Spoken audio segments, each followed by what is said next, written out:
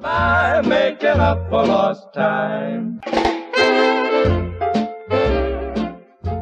Hello, this is Yesterday Today, the show that brings you the best of yesterday's radio today. I'm Jake Westbrook, and my co-host here is McLean Westbrook. Yeah, welcome to the show. Jake, what is all this stuff in the studio? Well, don't ask me. Right before we started the show, Sydney came in here and dropped all this junk off. It's always something with Sydney. What is he doing now? I don't know. I think it has something to do with us going back to his house tonight like we were planning on. He doesn't still think it's haunted, does he? I mean, I know we heard a weird noise, but it was probably a stray cat or something. Hey, you try being irrational with Sydney. You know what he's like. He's convinced that their new house is haunted and nothing's going to change his mind. Surely there must be a way to talk some sense into him. All right, men. I hope you're all ready to delve deep into the depths of the diabolical tonight. It won't be easy. Some of us may be possessed. Some of us may be haunted. But that's just a risk you have to take. The good news is we're prepared with the most state-of-the-art ghost hunting equipment around. The tools you see in front of you are your dearest friends right now. They're all that stands between you and the tortured soul of some murdered farmer's wife. Thanks for the briefing, Sydney. So is that what all this junk you have here is? Ghost hunting equipment? Oh, I think you'll change your mind about this being junk when it's the only thing protecting your earthly form from being taken over by a ghost. This stuff is going to protect us from ghosts, Sydney? There's a flashlight, some garbage bags.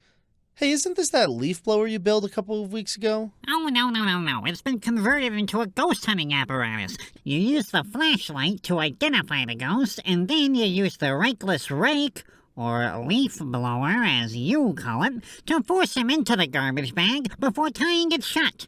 I got the extra thick bag so they won't be able to tear their way out. Clever, huh? Oh, Sydney, what happened to you? Last week you were terrified of going back into the house, and this week you're ready to lead the charge on the ghosts. Well, that's because I have the proper ghost hunting equipment now. We're prepared to take on anything. Plus, my wife keeps asking why I won't let us move into the house yet, so I've kind of run out of time to be scared.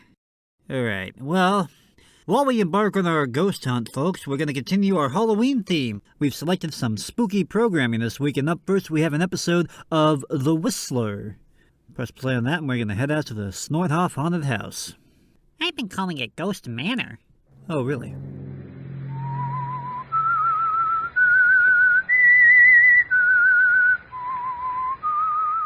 In the midst of a circle of tall, moaning pines spreads an old mansion. On the second floor, a low light burns in a large bedroom, the bedroom of Elizabeth Kemper, the elderly mistress of the mansion. Mrs. Kemper's husband, John, died suddenly a year ago and left his entire estate to his wife, Elizabeth. Shortly after John's death, Elizabeth brought her husband's sister, Bertha, and Bertha's daughter, Celia, to live with her. Since John's death, Elizabeth's health has gradually failed and she has taken to her bed. In the meantime, Elizabeth's only sister, Mary, has come to live in the great house, and Mary's son, Herbert.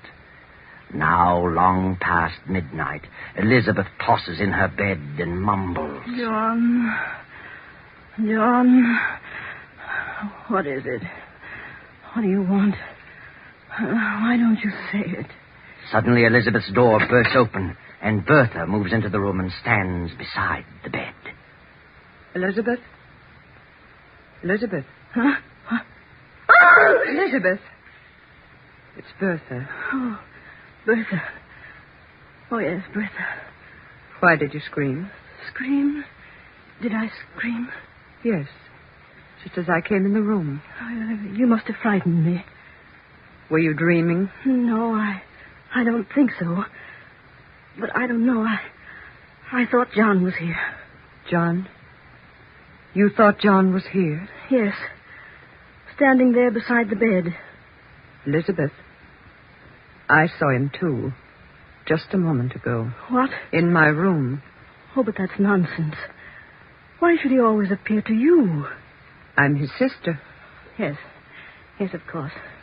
John was trying to tell me something. Something about you. What? He was trying to tell me that you should listen to him. Listen to him? Something about the property. What about the property? He says he made a mistake. Mistake? He says he wasn't killed accidentally. He did it deliberately. He committed suicide. Suicide? Why should he have done that? He hasn't explained that. But he says now he knows the truth about everything. He knows that his reason for hating me and cutting me off in his will was unfounded, and he's sorry. He's been trying to reach you, but you aren't receptive. You claim you've seen John every night since the day he died. I have, Elizabeth. I swear I have. I've seen him many times in my dreams. But why doesn't he tell me what he wants? Some night, Elizabeth, John will reach you in your waking moments. Then you'll believe me. But I can't understand it. He didn't like you, and he told me so. Why should he change now? Perhaps it would be best if Celia and I left you. Why should you want to leave all of a sudden? You have your own sister and her son Herbert. You won't be alone. If I only knew what John was trying to say to me. I've told you what he's been saying to me. Mother, is anything wrong? We heard someone scream. At least I thought I did. No, nothing's wrong. Go back to bed. Elizabeth, what is it? What's what, Mary? Oh, dear me, I heard someone scream. What was it? Oh, you're all right, Elizabeth. Yes, Mary, I had a nightmare, that's all. Oh, well, I was worried. Better go back to bed, all of you. I'll be all right. Yes, come along, everybody. I'll see you in the morning. Good night.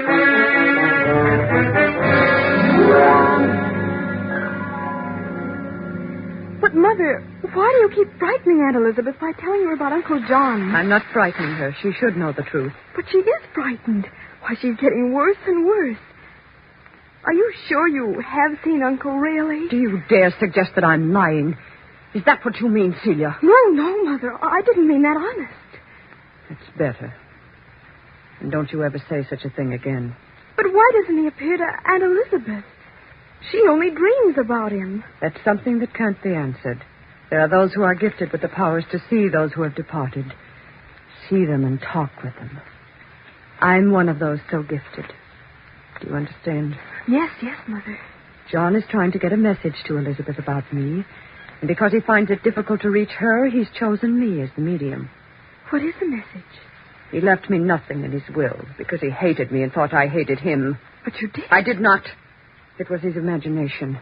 But now he's learned the truth. Now he knows I had nothing but his best interest at heart. He's trying to tell Elizabeth to leave all the estate to me. And he will continue to return to this house until his mission is accomplished. Then his soul can rest in peace. I'm frightened, Mother. I don't want to stay here another day. I can't stand it You here. stay here until I'm ready to leave. Do you hear me? Yes, Mother. I hear. Now stop this nonsense and go to bed.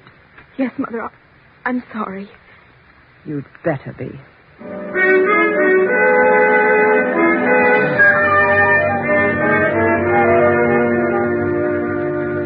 In another part of the great house, Herbert is talking with his mother, Mary, Elizabeth's own sister. Oh, now, Mother, get hold of yourself.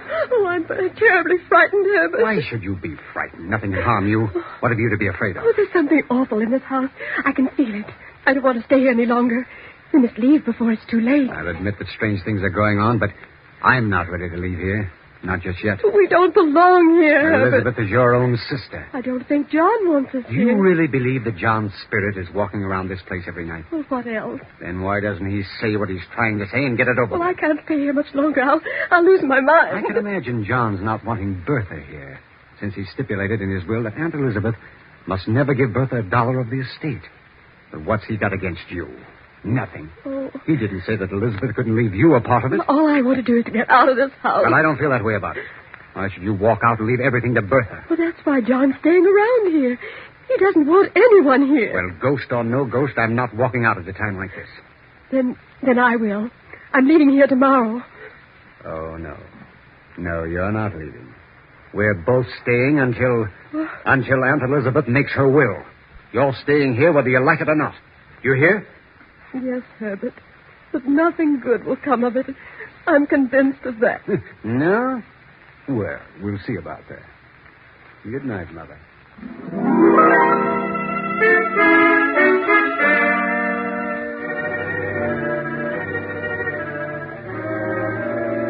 An hour later, Mary has finally dropped off to sleep.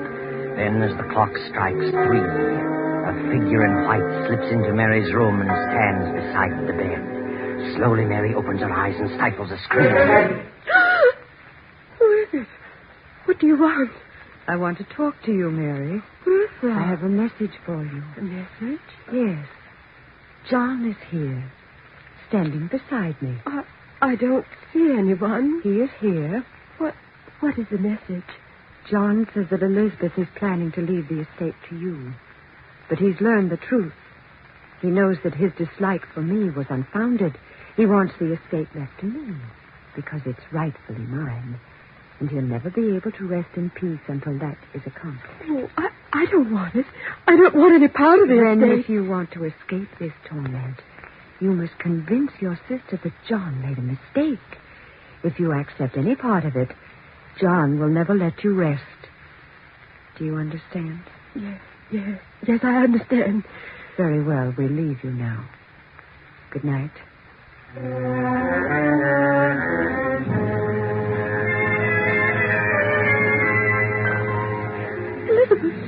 Elizabeth, wake up. Oh, what? Wake up. Oh, Mary, what's wrong? You're shaking like a leaf. He was in my room. Who? John, he was in my room. Mary, what are you saying? He had a message. He said you were planning to leave the estate to me, according to his will. But he made a mistake about Bertha. He wants you to leave it to her, so he can rest in peace. Mary, are you out of your mind? No, you must believe me. I don't want any part of the estate. Oh, please promise me. Leave it to Bertha and have done with it. I refuse to accept it. Get control of yourself, Mary. I'm leaving here in the morning. I'm frightened. And if you had any sense, you'd leave too. If you stay here, you'll go mad. Very well, Mary. If that's what you call gratitude, you can go. Oh, I'm sorry, Elizabeth, but I won't remain another night. Are you sure you saw John? Well, no. No, but he was there in my room. Did you talk with him? No, that is Then how do you know he was there? Well, Bertha told me he was there. Bertha, was she there too? Oh, yes. She told me what he wanted. He said he couldn't reach you. Oh, why should John appear to everyone but me? Oh, I don't know. But I know he was there. I could sense it. I tell you, there was someone in the room with Bertha. It must have been John. Oh, let Bertha have the estate or something terrible will happen to all of us. Oh, please, Elizabeth. Go to bed, Mary. We'll talk about it tomorrow. Yes, Elizabeth.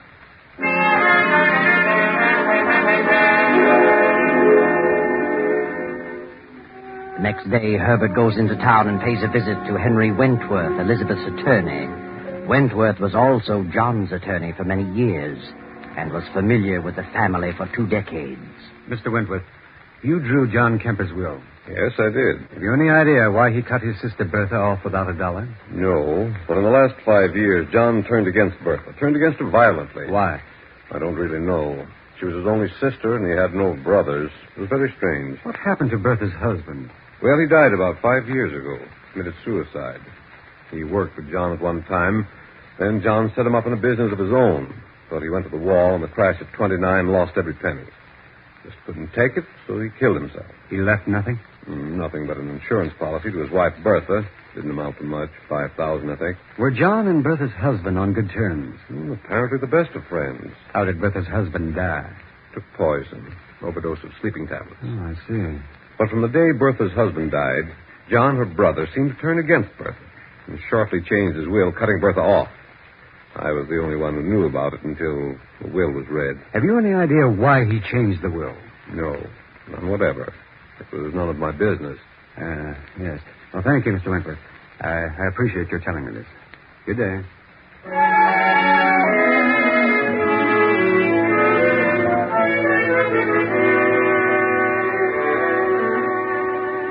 Then Herbert pays another visit, a visit to Dr. Martin, formerly John Kemper's physician. Dr. Martin is at first reluctant to talk, but finally answers a few questions. Doctor, you were John Kemper's physician for many years? Yes, that's right. Uh-huh. Was there anything wrong with him? You mean, was he unbalanced? No. Did he have any severe ailments? Well, no. The last year or so, he seemed to change considerably, though. Became a bit morose. Anything wrong with his heart? Well, yes and no. Yes and no? Well, he began to suffer from severe headaches. Took to using a lot of aspirin. Of course, too much of anything's bad. He was killed in a car wreck. Yes, he'd been to the city and was driving back home late at night. Drove off into the ditch. Did you attend him? I saw the body shortly after the wreck. He'd been dead about an hour, badly smashed up. Was it his heart? Oh, could have been, but I think he went to sleep at the wheel. Was there an autopsy? No, it was obvious how he died. His skull had been crushed in. Mm-hmm. Who had he visited in the city on business? Oh, I don't know. I never thought about it. Where is John Kemper buried? In the family vault at the edge of his own estate. Didn't you know that? Huh? Oh, yes. Yes. I'd forgotten. Well, good day, Doctor. And thanks for the information.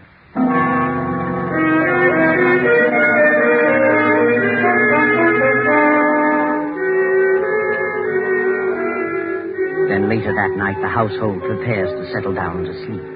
One by one, the lights go out in the various rooms. And now only that in Elizabeth's room remains. Will there be anything else, ma'am? No, Higgins. That'll be all. Has everyone gone to bed? Oh, yes, ma'am. They've all retired. Is the milk warm enough? Yes. Good night, Higgins. Good night, ma'am. I hope you rest well tonight. Thank you, Higgins. The moon bathes the estate in its eerie glow. The big clock strikes off the hour. Then, in the distance, there is the howl of a dog. A mournful howl of impending doom. John's dog crying in its loneliness. Across the lawn from the family vault walks a haggard figure in the moonlight. A figure with long white hair walking toward the house. And a few moments later, the weird figure appears in Mary's room, stands in the shadows, and points at Mary. What do you want? Who are you? I am John. John? Oh, good heavens. I've come back to talk to you. You must hear me. I hear you. I made a great mistake in life. I hated my sister, but I know all things now. Bertha's a good woman. I'm doomed to walk this place without rest until I've made amends. Do you understand? Yes.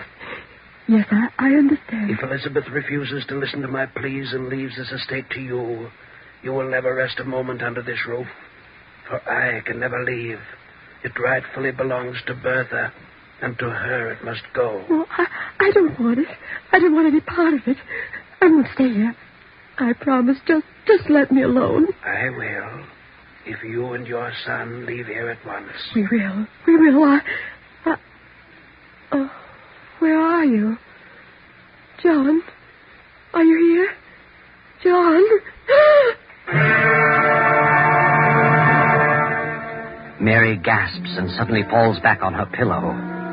Poor Mary has fainted, dead away. From the darkened stairway, the great clock chimes out the hour. 3 o'clock.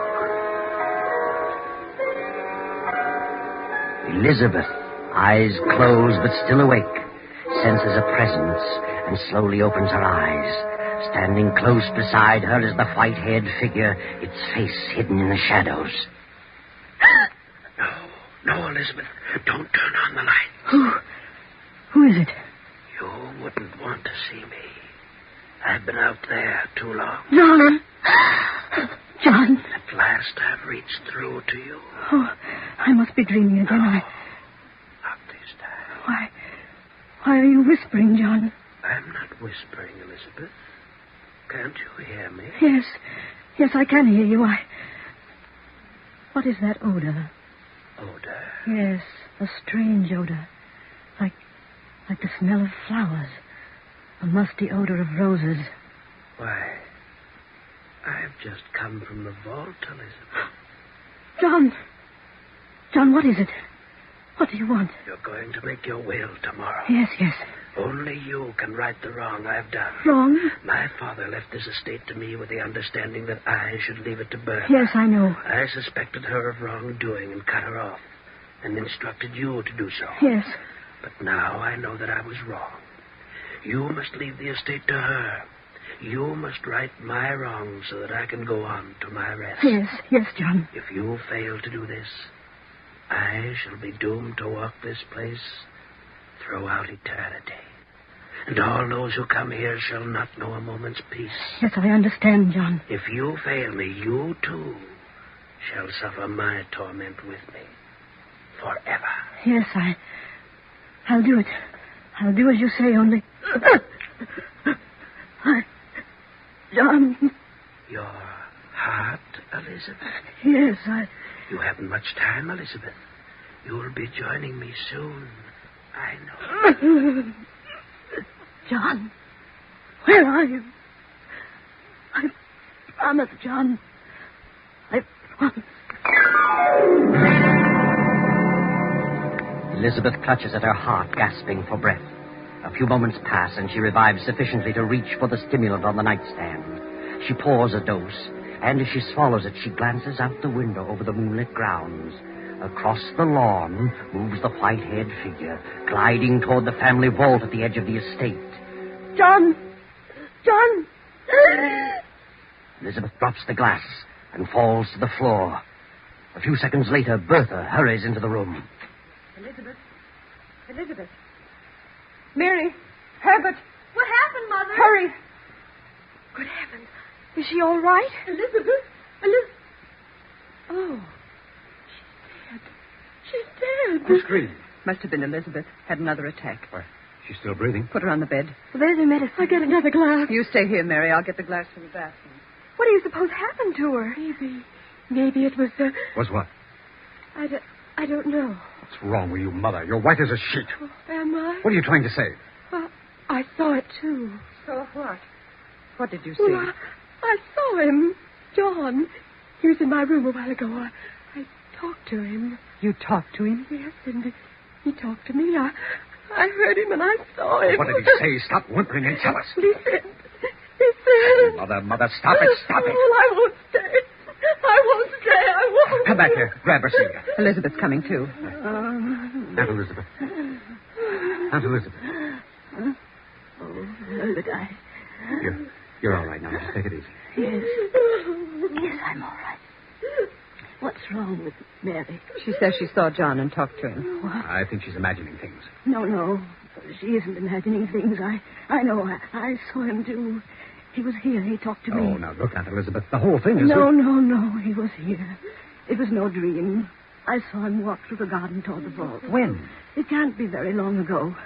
There was a strange, sickly odor in the room all the while he was here. It smelled like musty roses. Oh, be quiet, Mother. Now maybe you believe what I've been telling you. What did he say? It was about his will and my will. And he talked about Bertha. About me? Yes. He said he was wrong about you. Wants to make things right through me. He knew I intended to make my will tomorrow. And he told me just what to do. Yes, that's what he said to me, too. You? Yes. Why, this is the strangest thing I've ever encountered. Why should he talk to you? Well, he did, I tell you. And Elizabeth must do what he wants. Otherwise, something will happen. What will happen? Well, I don't know. I want you to call Mr. Wentworth, the lawyer, and have him here first thing in the morning. I want to draw my will, as John tells me. Very well. I think I'll have a look around the grounds. Never go back to sleep now, anyway. So, good night, Aunt Elizabeth.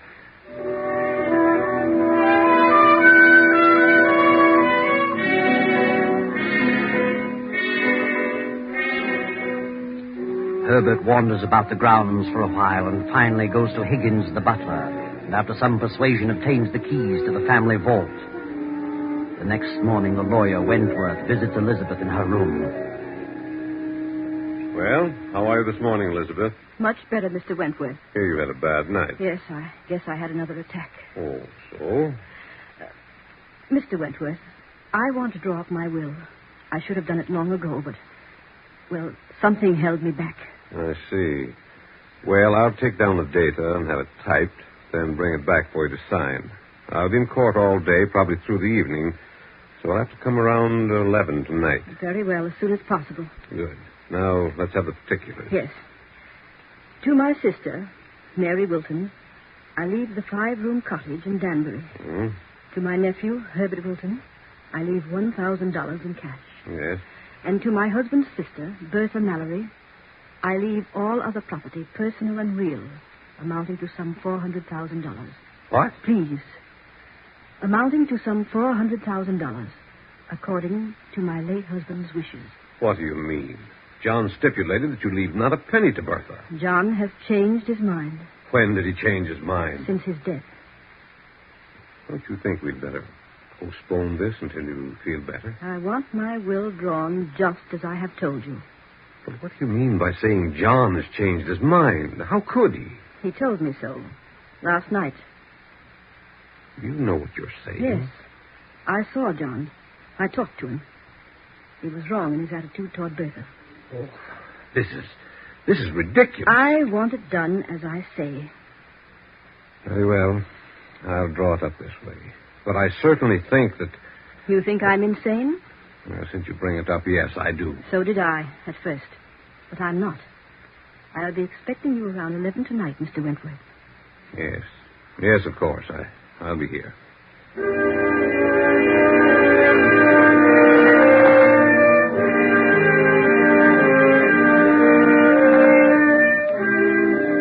Now it is shortly after 11 the same night. The lawyer has returned with the will, and Elizabeth has called her 3 relatives to her room. Very well, Mr. Wentworth. This is drawn the way I want it. You mean as John wants it? I mean just that. I'm leaving the property that was mine before I married John, the small cottage, to you, Mary, and $1,000 to Herbert.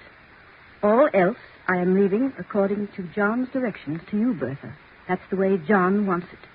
And that's the way it shall be. You must do as you think best. I'm doing as John wishes. Hand me the pen, Wentworth. There you are, and I hope you all understand. I don't. Thank you, Elizabeth. Well, now that you've got it, Bertha, what good is it going to do you? What do you mean? How much chance do you think you'll have to use it? What happiness do you think it'll bring you? More than it would you. Isn't it rightfully mine? Is it? That's the way John wanted Oh, it. no, it isn't. It's the way you want it. I had nothing to do with John made a will. He's never wanted to change. Elizabeth knows better than that. Aunt Elizabeth knows nothing of the kind. This is my house now, and the sooner you leave, the better. You'll be living sooner than I will, you and your spooks. You don't believe in ghosts, and you never saw one. I saw John. Night after night. Everyone saw him. Everyone but me, because I'm not a donkey. Your own mother Mary saw him and talked to him. Gosh, John is dead in his coffin out there in the vault. I saw him. But I did see him. So did I. You wouldn't know if you did see him. We would. We've seen him. Yeah. Then turn around. Turn around, all of you. And look. John! Good Lord. It's him. Is that John? Is it? Yes, yes. Take off your wig. Higgins. Yes, the butler. There's your spook. Why, I'm sorry, ma'am. You can go, Higgins. I'll explain everything. Yes. Bertha hired Higgins to impersonate John. That's a lie. Higgins would never have done it if he'd known about the murders. I trapped him into it. He confessed everything. Murders. What do you mean? I got wise to the whole thing. I investigated the whole story about Bertha's husband and John's accidental death. They were both murdered. You're lying. I had the bodies exhumed and examined. They both died of an overdose of sleeping tablets. The very same purchased by Bertha at a certain drugstore. He's crazy. He's crazy. I tell you, She don't put listen. the tablets in her husband's aspirin bottle. She was the one John visited. That night he had the wreck. She must have drugged him. That's why he went to sleep at the wheel. I didn't. She killed her husband for his insurance. And John cut her off in his will because he suspected that she killed her husband. It's a lie, I tell you. John never wanted his will changed. I have proof of the whole thing, and the police are waiting outside now. You haven't a chance, Bertha. You're guilty. The police. Oh. What No. good will all this do you? Where is your fortune now? They'll hang you. Oh, yes. Yes, I did. I did it. I don't know why, but I did it. I gave him the tablets. Did Higgins know that? No. No, he didn't know. Oh. Bertha, she's fainted. Mother. No, she hasn't fainted. Oh, what's wrong with her? She's dead. Oh, Mother. Mother. Hand me that will, Mr. Wentworth. I want to draw up a new one in the morning.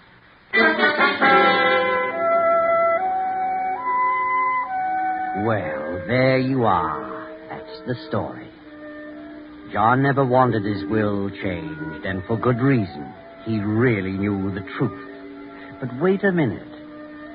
How did you figure this one out, Herbert? You didn't really have those bodies exhumed, did you? I didn't have them exhumed. And if I had, there would have been no traces of sleeping tablets left. And there were no police waiting outside. I was bluffing, working on pure hypothesis. But it did work. Yes, it worked, Herbert. And it afforded me a very nice story indeed. Thank you, Herbert. You're welcome.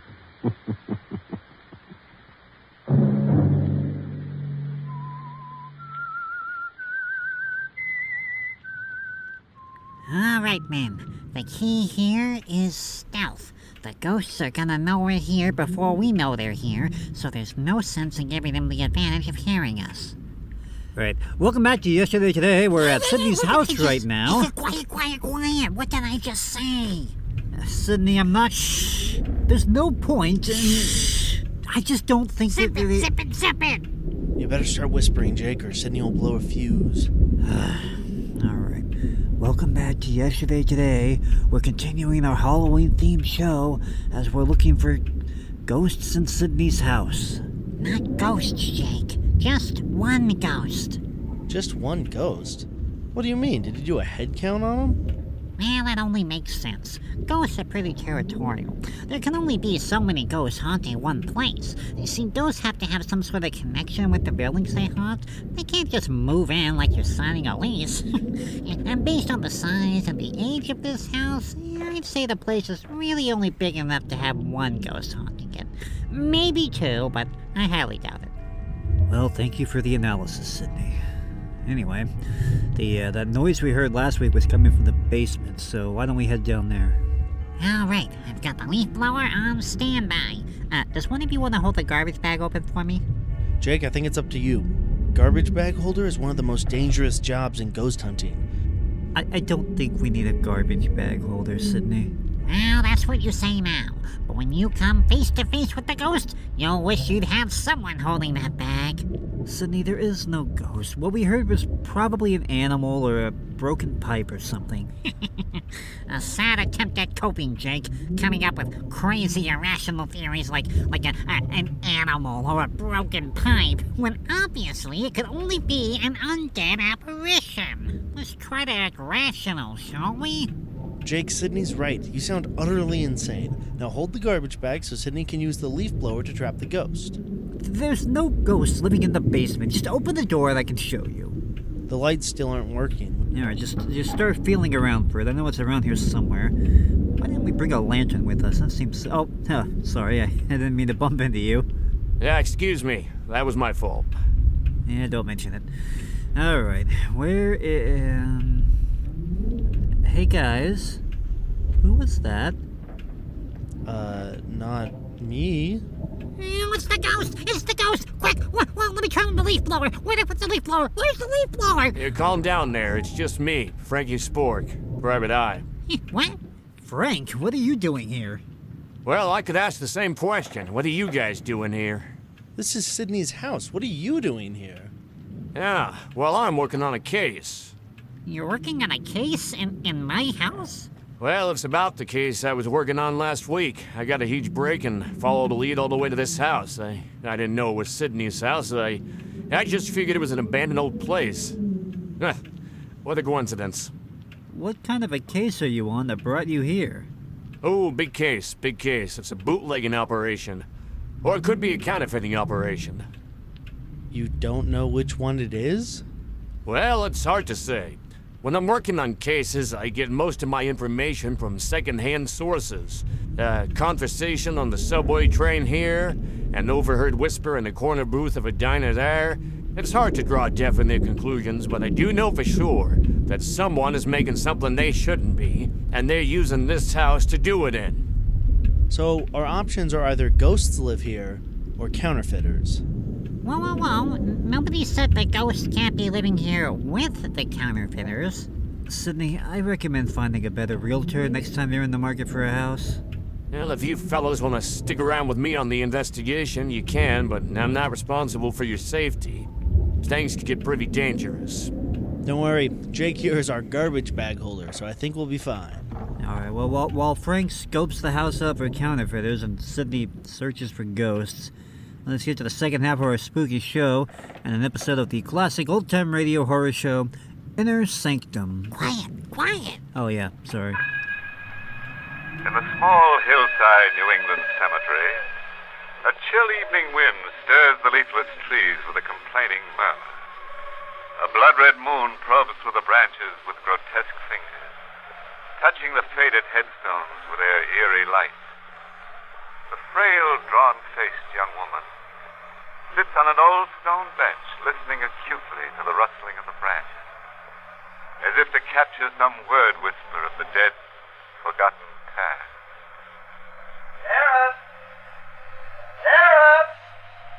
Sarah, where are you? Oh, Paul, I'm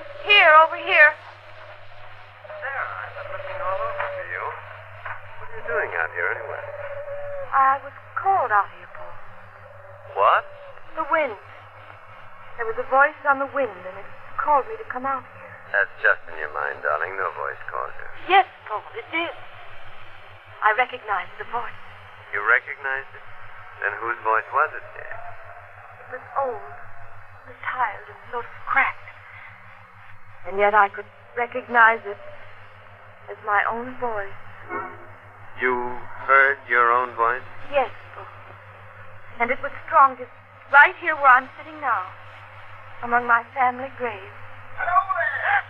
Call that voice. Hello! It's just Mr. Griffin, the caretaker.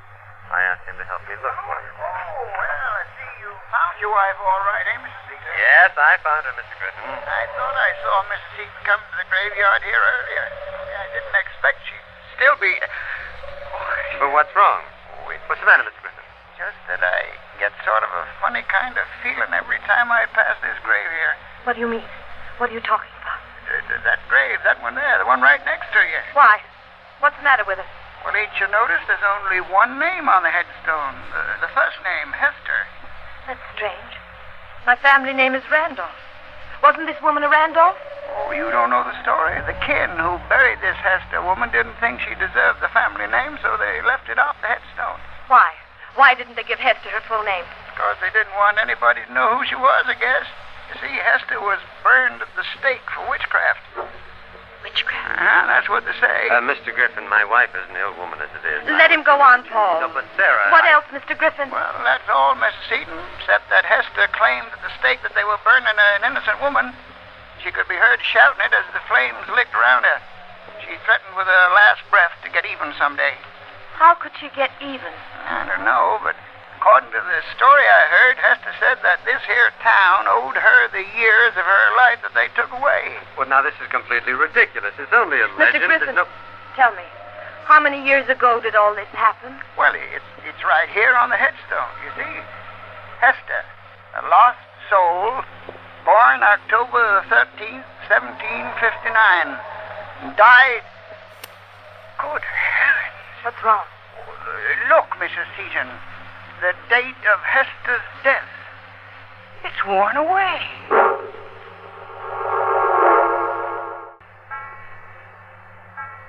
Sarah? Yes, Paul. What are you doing out of bed? When'd you get up? Why, just a minute ago, I can't sleep. She keeps calling me. I hear her voice right here in this room. Just a few minutes ago. What? She was begging me to help her, telling me she never really lived and pleading with me to bring her back to life. No, Sarah. I thought I saw her. No, Sarah. Believe me. She was dressed in a black dress, and there was a large W on it. That's for witch. And in her hand, she held a flaming torch. I'm going to call the doctor, darling. This is not... Someone's at the door. All right, I'll see who it is. No, wait. I'll go. Good evening, Mrs. Seaton. Why, Judge Foster. I hope I didn't awaken you folks. I saw a light in the window. Oh, that's all right, Judge. Come right in. Thank you. Sorry to bother you this time of the night, Mr. Seaton, but I was looking out of my window on the other side of the cemetery, and I thought I saw something or someone prowling around out there, and I wondered if they come over this way. Who was it? Oh, I don't know. Someone carrying a torch. A torch? Go on, Judge. Well, of course, it could be that my eyes were playing tricks on me. They're not so good. But as far as I could make out, it was a woman dressed in black. Paul. You saw this woman, Judge? You're sure? Well, I'm pretty sure I saw her. Of course, it's kind of dark out there, but it looked to me like there was something on the front of her dress. What do you mean? Well, there was the letter W. A big white letter W on it. Hester. It was Hester, just as No, Sarah. Hester? Who's Hester? Hester Randolph. That's who you saw. She was in this house, No, too. it must be a trick. You see, someone is trying to frighten you to make you worse. Now, hold on, folks. Hester Randolph was buried over 100 years ago. She's come back to life. Mrs. Seaton. Judge, my wife is ill. She doesn't realize what she's saying. I know Hester's alive. You didn't believe me, Paul, but Judge Foster saw her, too. Well, I didn't see anybody who's been dead 100 years. What is it, Judge? Don't you smell it? Yes. Something burning. The odor of burning flesh. Look. Out there on the back lawn. Stuck in the earth. A torch. A flaming torch.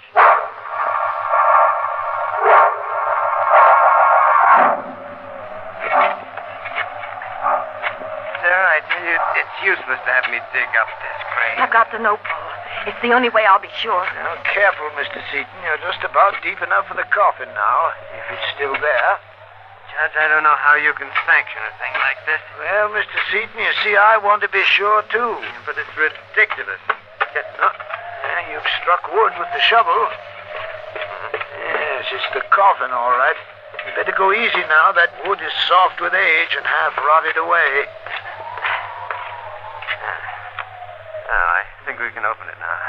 Wait, I'll give you a hand with the lid. All right. There's something inside it. A body. Charred. It's a body, all right. Only it isn't a woman's. You can still make out the face. It's Griffin, the caretaker. Dr. Norton, I am so glad that you've gotten here. I came as soon as I could, Mr. Seaton. What's wrong? She's worse, Doctor. Oh? Much worse. Been in her room all day, hiding like a frightened child. I think the reading made her worse. Reading? What reading? Well, for the past few days, she's been reading books about her family history. Why did you let her have them? Well, because at first they seemed to quiet her. Since the night we found Mr. Griffin's body in that grave, she's wanted to know more and more about Hester Randolph. Paul. Oh, Sarah. Dr. Norton's here, dear. You've got to warn him, Paul, before it's too late. Warn who, Mrs. Seaton? Judge Foster. He's in danger. Hester will kill him next. What? It's in the records of the court.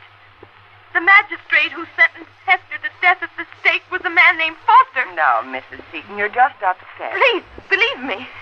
Judge Foster is a direct descendant of that magistrate. Sarah, Hester's dead, dear. The dead can do no harm. Oh, Paul, you don't understand. She's killed one man already, and now she's going to kill another. She swore she'd get that revenge on the magistrate and on the man who was her accuser. Mrs. Seaton, all this took place over 100 years ago. Then what about Mr. Griffin? Well, what do you mean, Sarah? He had the same name, too. According to the record, Hester's accuser was a man named Richard Griffin. So, Judge Foster, my wife insisted that I come over here and warn you about Hester. Well, thank you, Mr. Seaton, for troubling, but I'm not a bit worried about the similarity of names. Well, I didn't admit it to Sarah, but the coincidence with Griffin was strange. Oh, the dead never frightened me, Mr. Seaton. But thank you for coming over.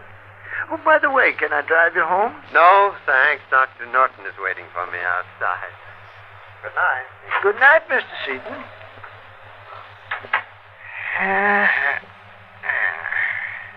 Now, where did I put those glasses of mine? On the table. Is that you come back, Mr. Seaton? Well, confound it, whoever it is, answer me. Who's out there? Who is it? It's me, you crusher of justice. What? Who are you? Your conscience has been dimmed by the evil of your acts. Who am I? Mark you well this torch I light. Now mark you also my God, this black garment I wear and upon which you had impressed the wickedness W. Hester. I, Satan's magistrate, Hester Randolph. Paul, wake up. Paul, please, wake up. What's the matter, darling? I've just had a terrible dream. Yes, of course, Sarah. Where are you going, dear? I'm getting dressed. I'm going down to tell the judge myself. You are staying here. Oh, please, No. please let me go. It means a man's life. You heard what Dr. Norton said, dear. Under no circumstances are you to leave the house. You're to talk to no one. Why am I being kept here like a prisoner? Why don't you let me speak to... Oh, what was that? Sounded like a door banging in the wind. Yes. There it is again. In the rear of the house. Didn't you lock that back door? I'm sure I did. I'd better see what happened. Wait, I'm going with you. I'd better turn on a light here in the kitchen. No, you won't have to. I can see. It's the door, all right. Guess I must have forgotten to spring the latch at that. Paul! Sarah, what's the matter? Out there. By the trees at the end of the lawn. I thought I saw a figure. All right, just stay here, dear. I'll be right back. No one out here, Sarah. You sure? Positive. Probably just a shadow. Paul! There is someone right here! Sarah! Sarah! What happened? Sarah. Where are you? Sarah! She was standing here, Sheriff. Right here at the back door when I heard her scream. And there wasn't a sign of her when you got back here at the door? Not a sign of her. Well, folks just don't vanish into thin air, Mr. Seaton. She must be around here someplace. I got to find her before it's too late. Too late? What do you mean by that? I don't know, really. I have a feeling that... Oh, now you're not going to tell me about dead witches returning too, are you? Don't tell me you believe in that stuff. I don't know what to believe. Sheriff, is that you, Sheriff? Yes, who's there? Dr. Norton. You'd better come with me, Sheriff. I just discovered something on the side of the road, about a mile away. Seaton, I think you'd better wait here. What is it, Dr. Norton? What have you found? I'd rather you'd wait, as I said before, until we're sure. What are you trying to hide from me? I guess you better speak up, Doctor. If it's something that concerns Mr. Seaton, maybe he should know. All right, Sheriff. When I made the turn into the road, my headlights caught it in a ditch. I wasn't sure at first, so I stopped the car and got out. A charred body. This way, Sheriff. Over here to the right. Where is she? Easy now, Mr. Seaton. Right here, Sheriff. Now, wait, I'll switch on the flashlight. There. Sarah. Just a moment, Mr. Seaton. This corpse isn't your wife. I can tell by that ring. It's the ring that Judge Foster always wore.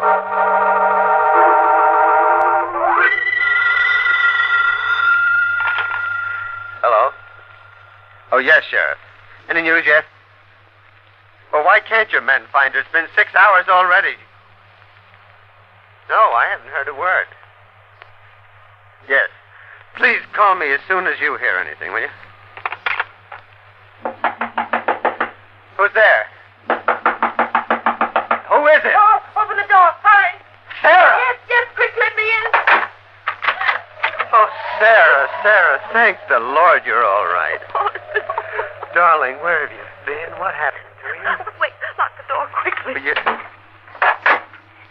She doesn't know I've come back. She's still looking for Who? me. Hester. She was out there, Paul. That's why I ran from the house. She called to me from the road, made me go with her. Go where? To the cemetery. She kept me there, torturing me, begging me to change places with her. Darling, you're not making sense. Please, believe me. We've got to get away from here tonight, right now. She'll kill me if we don't. She wants my life for the one she never lived. Now, stop it. Stop. Now, get hold of yourself. There is no such woman as Hester Randolph. I saw her. I spoke to her. The woman you saw is somebody else, somebody living, who wants you to believe that she's Hester. She wants everybody to believe it. But why, Paul, why? Because she's a cold-blooded murderess. She's killed 2 people already, and she's trying to drive you out of your mind completely. Then who? Who could it be? I wasn't sure before. Now I'm almost positive. It's Dr. Norton. Dr. Norton? Now, you saw this Hester, Sarah. What was she like? Like a ghost. Hmm? Like a shadow in the light. You can see her face, and yet you can see through it. Beyond. No. That was just an illusion created by the night, dear. And perhaps some other tricks of a clever, scheming woman. You'll see. I'll prove that Dr. Norton is... That's the back door.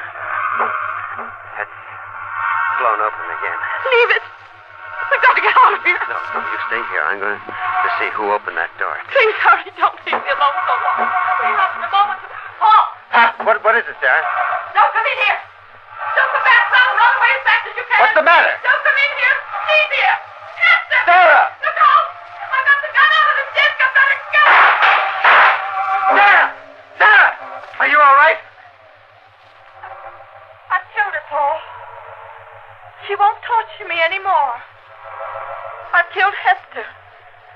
She came toward me and I fired. Sarah, there's no one in this room, dear. Over there. In the hall. She's there. Where? I don't see her. Good Lord, you've broken the mirror. What? You shot it yourself. No. It can't be. I can't be her. And yet I saw her face. But it was my face, too. Sarah. It was you. You all the time. I am Hester, fair gentleman. It is warming to have such a friend as you to stand beside me in this mockery of justice. Oh, Sarah, Sarah. Run! Can't you see who I am? Can't you see who's taken my place? Sarah, listen to me. I love you. Please, please, come back to me. Now I can live the years they took from me. Sarah. See in my hand this pistol. He will bid it, I say. He will come with me.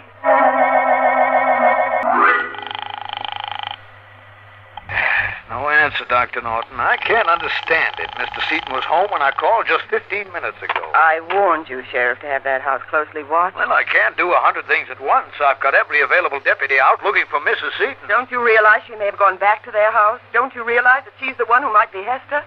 Mrs. Seaton? Hester? What the deuce are you talking about? I'm talking about dual personality.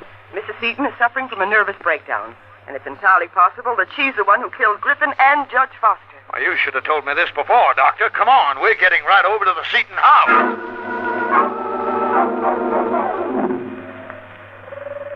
Here, Paul. They buried Hester's body here. Dishonored and unnamed.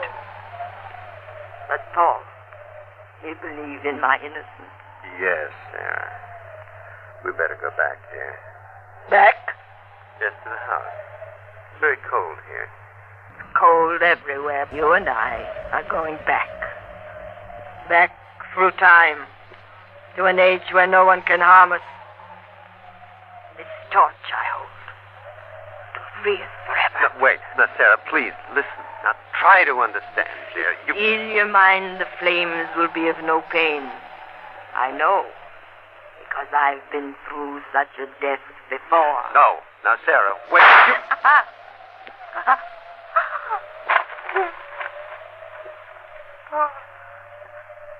Paul. Hester's going. Mr. Seaton, Sarah. are you all right? Yes.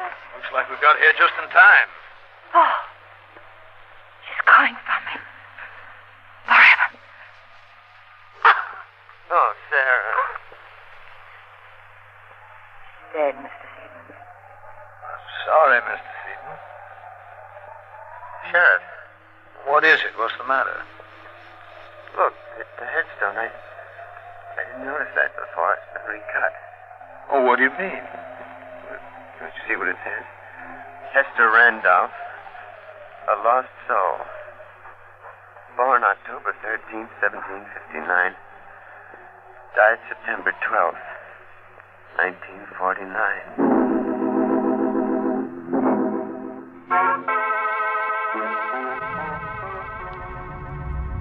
Hey, you've been listening to Yesterday Today, wrapping up part 2 of our Halloween show while we look for the ghosts in Sydney's house. Or maybe bootleggers or counterfeiters. I don't... It's all very up in the air at the moment.